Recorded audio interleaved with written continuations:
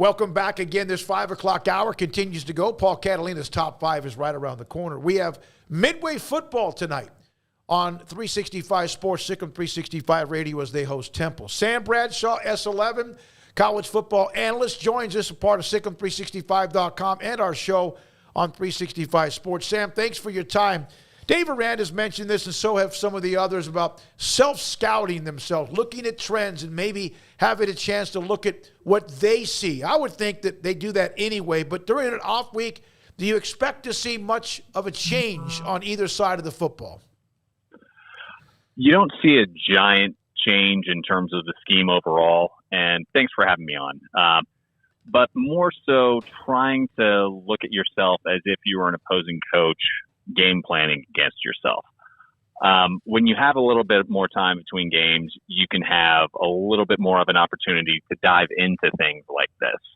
And a classic example of a team that didn't self-scout well enough was back in 2014 when Ole Miss played TCU in the Peach Bowl. TCU knew exactly which way they were going to run based off where the tight end was lining up before the snap. So by the time the game rolled around, they were slanting their defensive line basically every time based off where that tight end lined up. The running game went nowhere. They constantly had Bo Wallace in 3rd and long, and an easily avoidable mistake ended up taking their chance of victory away. And that's exactly what these coaching staffs are looking to avoid. Maybe not quite as dramatic as that example, but what are some of the tells at the poker table on what you're trying to do? Is there something on film that when the ball's on this hash in this down and distance situation, are you entirely predictable with what you're going to do on your 3rd down calls in that situation, on your 2nd down call? How do you adjust for your own tendencies, and how do you build in some things off of those looks to potentially take advantage of a team that would try and scheme against those? Outside of looking at themselves and figuring that out, about themselves, what do you think they are most pressed or concerned with? What do you think's most top of mind as they enter the bye week in terms of what they saw against Oklahoma State and what they now know about themselves after a handful of ball games? I think pass defense has to be chief among those. I mean, their base running defense was outstanding against Oklahoma State.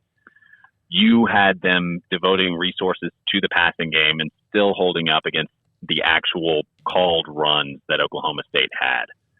Maybe one of Spencer Sanders' runs was a called run, but the vast majority of those were scrambles. So that's pass rush. That's rush lane integrity.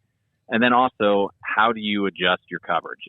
If it's a technique issue or if it's a scheme issue, you have to do something better to get these quarterbacks off schedule. They're completing the FBS, so every game but Albany, opponents that Baylor's faced have been completing about 65% of their passes against that Baylor secondary. And what that is a recipe that even if you don't give up the big plays doing that, you're going to constantly put yourself in 3rd and medium, 3rd and short, which makes it really difficult to get off the field. And that's got to change, because if they can do that, Baylor's offense is very, very effective at staying on the field, getting yards, and then getting into scoring position and capitalizing on that. If they can get some quick stops and keep these teams out of converting on 3rd or 4th down, you have the ability to get them off the field. They don't see the ball for another few minutes. Then wash, rinse, repeat, and the team has barely had a chance to touch the ball, and then all of a sudden the game's half over and they're down 3 scores. So when we went into this season, and now, of course, there's all this, we have, evidence. Some of the things that were concerns are still concerns, aren't they? Absolutely. And the youth at the skill positions on the offensive side, you've had some guys step up and become pretty solid answers. Richard Reese, for instance, at running back, and then Blake Shapen at quarterback. Both have exceeded the expectations people had for him, but you've also had some injuries. You've definitely had Monterey Baldwin step up at receiver, but there's a lot of guys that have to step up. They have to have more consistency, and you also want to get healthy.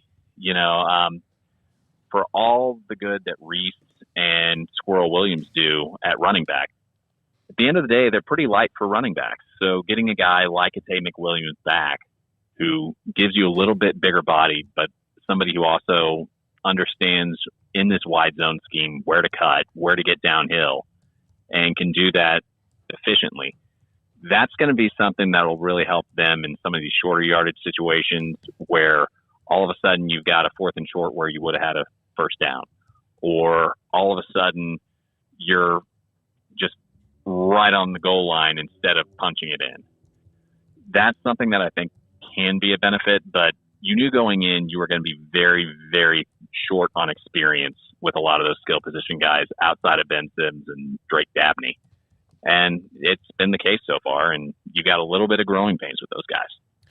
So a couple weeks ago, I had Smokey ask Aranda about wide receiver in particular, and he gave a great answer about why they decided to not dip into the transfer portal. Not sure if you heard that or not, Sam, but is it surprising to you that they didn't do that now in hindsight? And I know we have the benefit of hindsight, but is that at all surprising, or was that basically just adding somebody who would have been, probably similar to what they already have on campus? Well, anytime you're doing any kind of roster management at the college or pro level, whether it's recruiting, whether it's the draft, you're looking primarily at what's available relative to what I have. And, they went after a couple high value guys, but they didn't land them.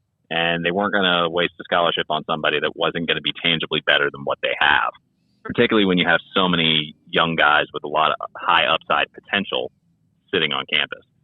So it's unfortunate they weren't able to land one of the key guys they were targeting. But if you can't get those guys and you're not convinced the guys that are that next rung down would really be much of a benefit, you're probably better off saving that scholarship where you can put it towards something that's going to help your team a little more. Yeah, and he mentioned, and Craig mentioned this as well, that he said, why not see if we can, renovate, rejuvenate, or maybe rebuild the guys we have on campus, which is admirable.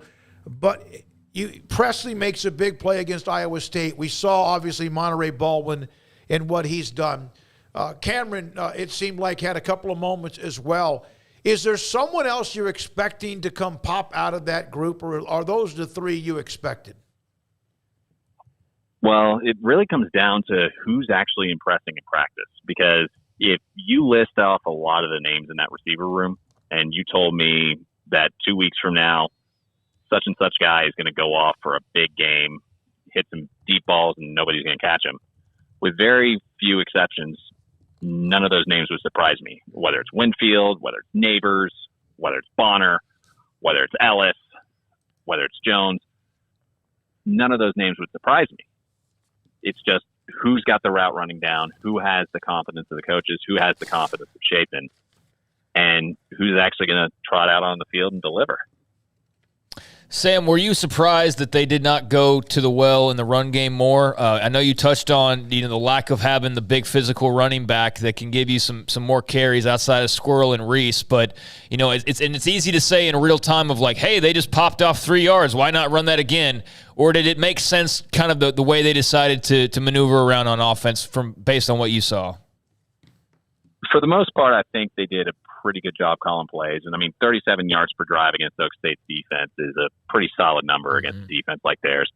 And you're going to lean into the pass a little bit more against them because tactically it's somewhat similar to what you saw from Baylor in that kind of 2011 to 2014 time frame where they weren't all that big on defense, but they were aggressive. They were willing to risk single coverage occasionally in order to try and inflict some negative plays. And when you have teams like that, you'll be tempted to throw more than you would otherwise. That being said, there was a pretty good stretch during the middle of the game where they got away from the run, and it ended up being much more of a drop back game, which did not play to their strengths, rather than staying balanced, allowing some of that play action to do some of the protection for you, and drawing those safeties up in a way that gives you some clearer looks. I think when they were able to settle down, get kind of back to their base offense, build around that run, even if it's not ripping off 10 yards here, 5 yards there, even if it's just the consistent smaller gains that you're getting, as long as you're forcing those safeties and linebackers to migrate over to where those gaps are going to be in that wide zone scheme, that sets an awful lot of things up. If a safety has to fly over to be a force player on the run, he can't be deep. If a linebacker has to move over laterally in order to fill an A gap that's now 5 yards to the left of him, he's not going to be able to go and defend a hitch route 5 yards to the right of it.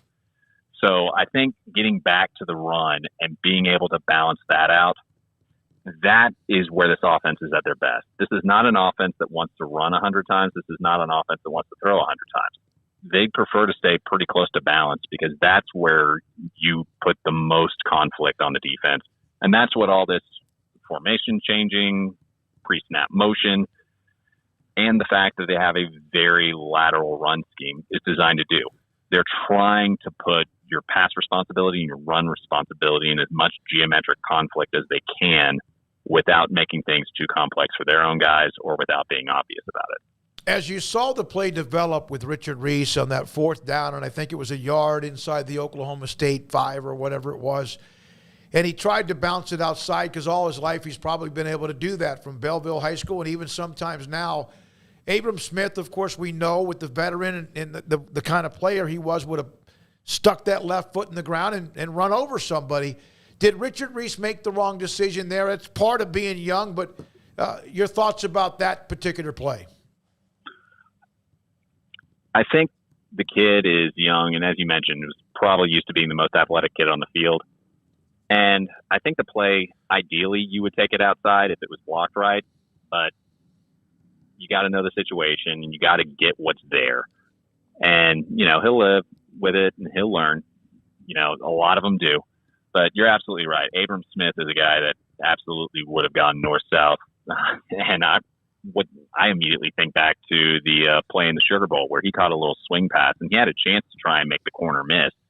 And he wasn't having any of it. He basically, you saw his eyes light up, and he says, I'm going for this guy, and basically tried to run over this little corner instead of trying to run around him and make a bigger play. He's definitely getting north-south whenever he can. What do you think about the way Blake Shapen played? I think Shapen played really well. He had the late interception when they were down where he passed up a check down that probably would have been open to Ben Sims that was wide open. He probably could have gotten out of bounds and saved some of the clock at the time. But aside from that, and aside from learning how far downfield he needs to be before he slides, which is just more of another experience thing. Is it not crazy how hard that is? Well. Is it not crazy how hard that is for him to slide, Sam? Sorry to cut you off, but it's just wild to me. It is until you remember that they don't have the little yellow line that everybody on the screen is seeing. And, mentally they may be thinking, oh, yeah, I slid here because that's where I'm getting up after I slide. Instead of remembering, oh, right, they do it based off where I start. Mm-hmm. So you have a little bit of that going on. But Shapen's been outstanding. You have a guy that's completing close to 70% of his passes. Really the only bad interception he had would have been at the end of this game. I mean, the one against Texas State was not great, but it was also on a fourth down. So if you throw it out of bounds, it's even worse. You really only have two interceptions that were his fault. The other one was right off the hands and thrown away from the defender where it could have been a pretty decent play. And he made some absolute dime throws. The deep post to Monterey Baldwin against Oklahoma State was absolutely perfect. And he's able to throw off balance. He's able to get a little bit going scramble-wise. And he's got just enough running ability to make you account for him, as Texas State learned off of a 35-yard touchdown. Sam, when I mentioned the receivers, I didn't mention Gavin Holmes. It wasn't to overlook him because he was a big part of that game, and he's had some nice moments this year. Oh, man, it just seems like the drop early in that first drive, not to point my fingers or our fingers at him, and, of course, the deflected pass, which was maybe not perfectly thrown. Who in the end, in 3 weeks or 4 weeks, when we say a clutch play in a game that they had to win and they did, was made by which receiver? If I'm thinking explosive play, I'm probably thinking Baldwin. If I'm thinking clutch play, I got to think Gavin's going to bounce back.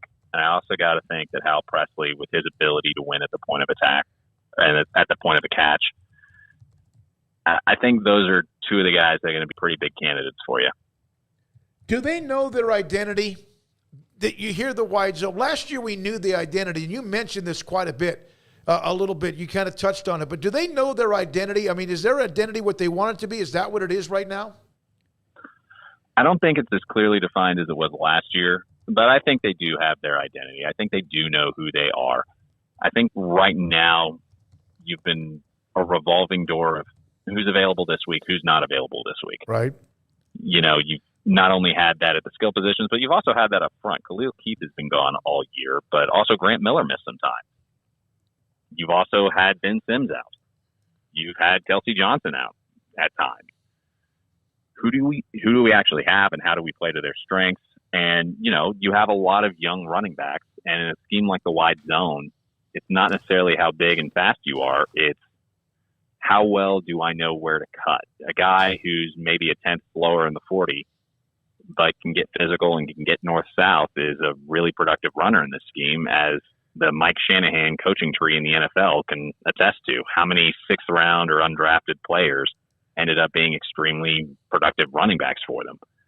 You definitely have the potential for that. I think they've got that identity because it's ingrained. We're going to run the wide zone. And let's be clear, other than a absolutely miserable first half in Provo, this offense has been productive all year. Statistically, they've moved it down the field. Now, they're not going to be winning anything on total yards because they're not a high tempo, high number of plays, high number of possessions team. That's not who they are. But when you look on a per drive basis, this offense has been productive. They haven't been dominant, but they've been productive. Sam, we had some, I guess like maybe an Oklahoma State fan or two that were like, man, I wish you guys were talking more about Oklahoma State. And I finally just said, like, hey, I give them their props for winning the game. Spencer Sanders played well. They made very timely plays, and they made far less mistakes, especially on special teams. I give them credit for all that, but like I still don't know how good they really are, because I feel like that was a big missed opportunity for Baylor. I think they're good, but I don't know, like Big 12 favorite because they beat the Bears. Where do you sort of stand on the Cowboys after seeing them for a full 4 quarters last week?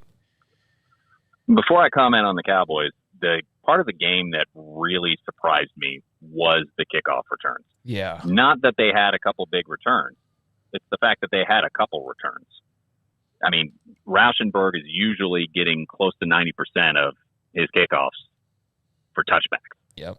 So the fact they even had 2 to return, much less 2 to return for 50-plus yards, is shocking. And without that, I think Baylor probably wins that game. But, you live and learn. I think Oklahoma State's a team that I don't think they're a dominant running team, but I think they're intentional about it, and it helps them open up a lot. Spencer Sanders is a very high upside quarterback that when pressured can cough it up a little bit, but he's got a strong arm, he's accurate, and he's very athletic, and he's got a really good receiving core around him. They're young, but they're stepping up for him.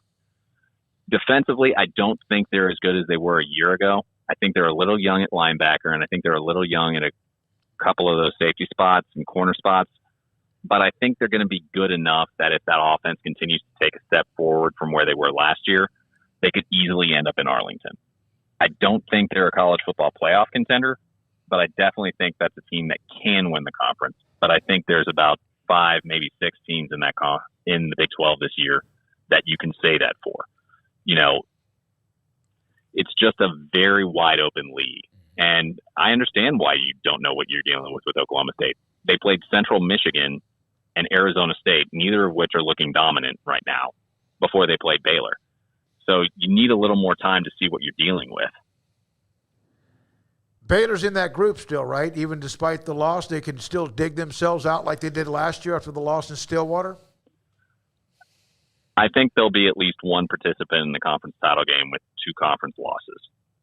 So if Baylor can go 7-1 down the stretch, they'll have a pretty good shot. Or if they do better, of course. I think they've got a chance to do it, but they've got to get a lot better in pass coverage, and they've got to do a lot better at just staying healthy. You can't afford too many more injuries, and you've got to get guys back. You've got to get that cohesion. They're young, and you will expect them to improve, but they have to get that on track and buttoned down for the home stretch. And to an extent, that's what happened last year. Baylor in December was playing infinitely better than what they had been playing in September. I mean, remember last year, for all the hand-wringing over how Baylor was doing this September, they had a one-score game in San Marcos last year. Yeah. Yep. Absolutely. And it was panic even after that. I was like, what's going on? Especially after 2-7. All right, Sam, one more thought. They're in Morgantown Thursday of next week. They've never won there. They haven't played there a lot, but they haven't won there. Your thoughts about what you see with Neil Brown, West Virginia, C.J. Donaldson, the running back who's a banger. He's not going to play. And your thoughts about scouting them, at least kind of a heads up.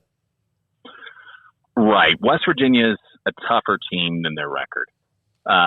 Neil Brown has had a lot of hot seat rumors going into the season, and whoever made this schedule did him no favors. It did a lot of favors for fan service in the fact the Backyard Brawl is back, that Virginia Tech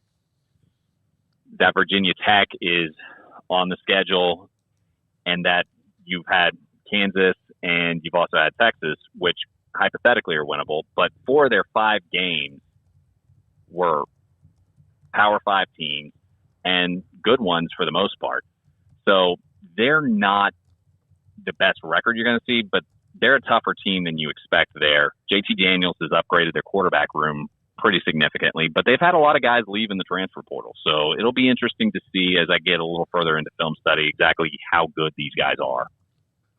Sam, great stuff, buddy. Thank you as always for what you do in breaking things down, what you write on the site, SicEm365.com, and the segment you spend with us as well. Thank you.